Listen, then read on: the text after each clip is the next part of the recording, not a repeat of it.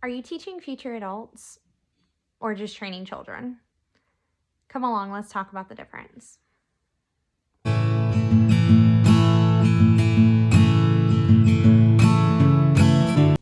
Hi, my name is Amanda from Learning to Love Well, and today we are going to be talking about teaching future adults, or are we just teaching children? And today I want to talk about this because a lot of kids graduate from high school ill-equipped to take on the world, whether or not they become a homemaker or whether or not they're going to college or a trade school.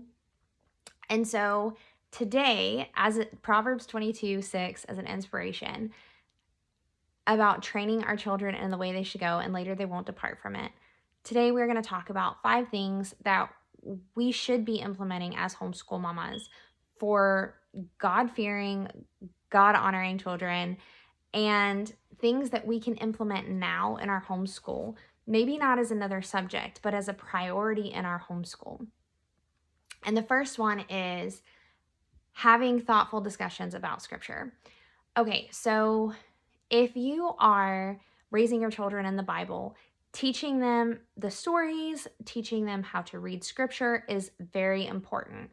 And also teaching them how to look up things when they don't understand, or how to topically search their Bibles, or how to just read it from cover to cover and accurately have exegesis in the scriptures so that actually understand the scriptures, the difference between the poetry writings, the history, the prescriptive description of scripture versus the descriptive.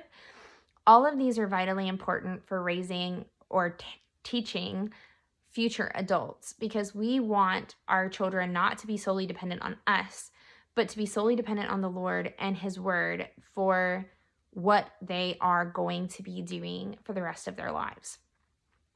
Number 2 is giving your children a chance to manage money and to budget well. Also, understanding financial stewardship. So one of the things that we've done in our family is we gave all of our children, including the tiny tot, $100. And you would be surprised when they had that amount of money in their hand, how much they wanted to stretch and keep the money that had been given to them.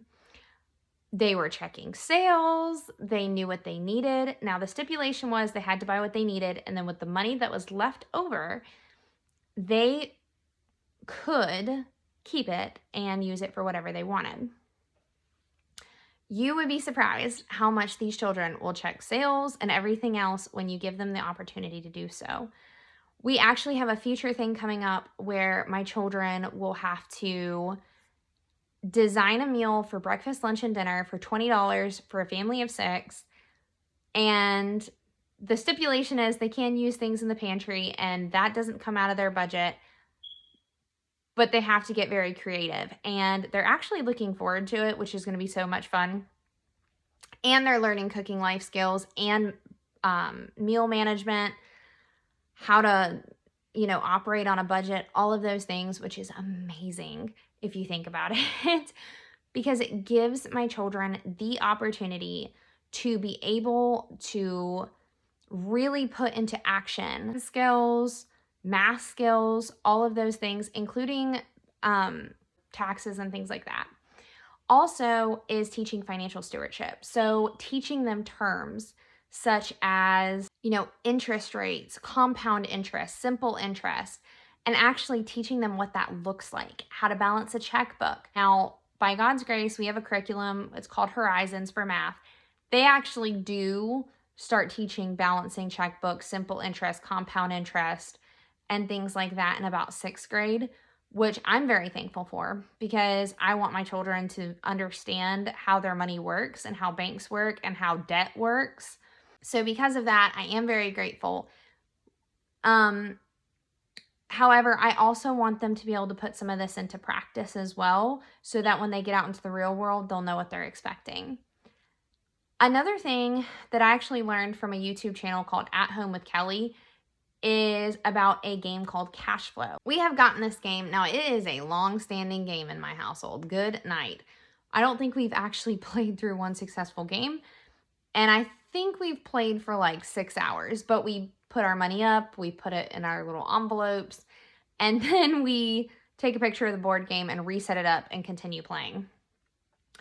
But it has been awesome to watch our kids really understand investments, stocks, all of those things at such a young age, and learning how to manage their cash flow and maximize their income in order for them to use good money stewardship principles.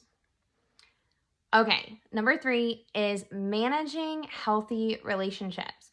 Now, this is not going to sound like a homeschool concept, except for the fact that if you ever take psychology, communication, or ever get into a business, all of this is going to be vitally important.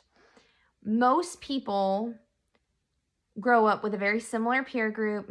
They don't know how to talk to people of different age ranges, how to deal with conflict resolution, and all of these things. And in the workplace, you actually need these skills. So this can look like when you're reading through scripture, pause, talk about the relationships of these people, watching a movie or a documentary, or if you're reading through a novel, pausing and being like, is this a healthy relationship? How could this have been better handled? What do you think about it?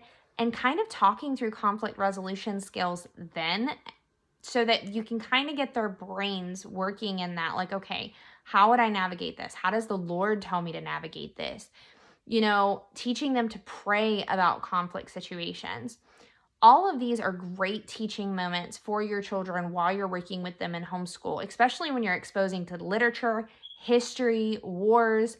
You're going to hit negotiations and things like that. All of those are absolutely great for going through and really understanding how things could be better managed or how they were managed and what was a good example of those management. Another thing you can do is teaching them what God defines as healthy relationships. This is going to go back to scripture, teaching them about topical studies, what is a healthy relationship? What kind of people do you want to surround yourself with so that you can have that godly counsel that you need? All of those things are of vital importance, and it would be great to implement it in your homeschool. Okay, number 4 is something that I actually didn't learn until college. Don't know why they don't teach this in high school, but it would be very, very important. And it's handling media influences. So in college, in communications, and in psychology, we were taught that everyone has a worldview. In my college, we had to read a book called Naming the Elephant. It was a very informative book about all the different religions and how those religions will change people's worldview. It is a really good book. I probably won't read it with my kids until later on, but I do think it is good and important to understand how worldview shapes people's motives, intentions, work ethic, the things that they hold to, the things that they will negotiate on, and things that they'll stand firm in. And understanding that every single book, TV show, ad, magazine are all written from a certain worldview, certain perspective, and for a certain reason. And teaching them to navigate so that they can vet out things that are truth, vet out things that are not, and having them be able to reasonably think through choices and decisions. For the upcoming years, we have a curriculum called Intro to Logic from Master Books, and they kind of hit on a lot of the ideas of how to pick apart arguments and understand certain communication skills so that they're not swayed easily just because someone sounds intelligent, but they'll actually be able to pick apart the reasoning of the way that things are being presented to them so that they're not going to be as gullible to media influences. Also teaching them that when they're engaging with something that maybe they don't understand, that God is infinitely smarter than all of us, and how to pray and seek God if they're really not sure about something that's being taught or said or something that they're bringing into their house, and teaching them to really rely on Jesus on what is going on in the influences that they're allowing to surround them. Another one is just so this is number 5, is making wise choices.